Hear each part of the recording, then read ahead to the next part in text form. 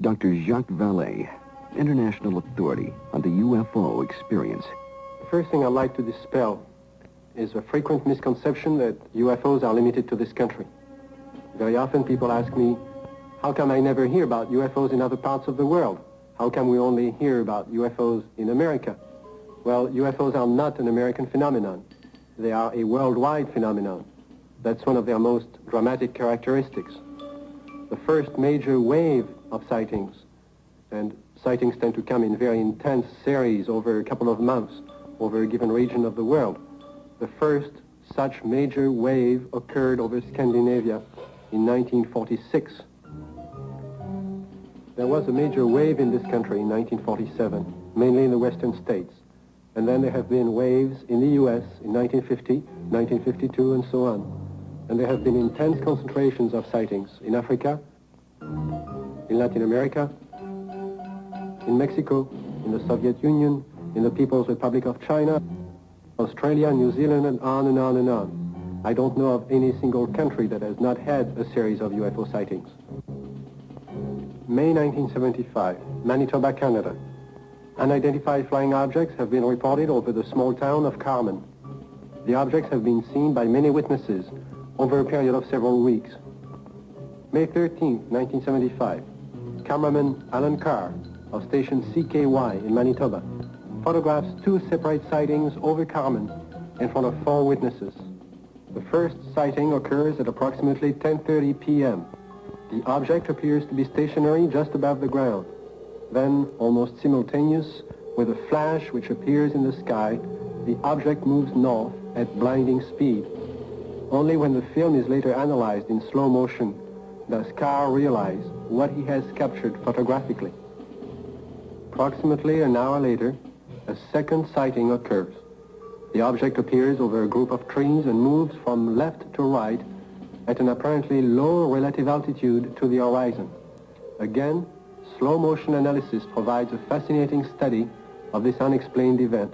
October 21st, 1978, Bass Strait, Tasmania. A pilot named Frederick Valentich disappears after reporting a strange craft hovering above him. December 12, 1978, La Chapelle, France. A 45-year-old worker riding home observes an oval object. Together with another witness, he sees the craft hover above them. December 12, 1978, Guadalajara, Mexico. 2 luminous saucer-shaped objects are reported by residents, then by a police officer.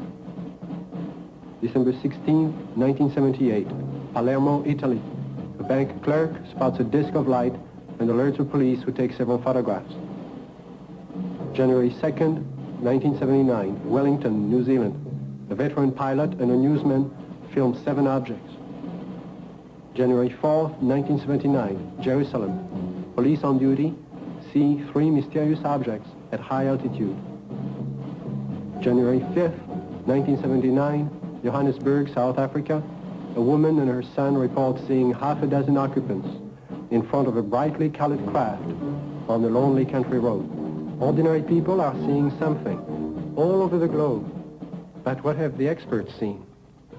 NORAD and the Air Force do have extremely sophisticated equipment, and by use of the phased array radar facility, surveillance is maintained on objects in space. But the system is only designed to track things like rockets, satellites, and man-made debris, objects with specific trajectories and which hold an orbital or flight velocity of approximately 4.8 nautical miles per second. This system is designed to discriminate between objects in space. For example, it will ignore a meteor entering the Earth's atmosphere, but will quickly spot a satellite as it begins re-entry. Objects can also be photographed with incredible precision by the electro-optical surveillance system, and it's very good at its job.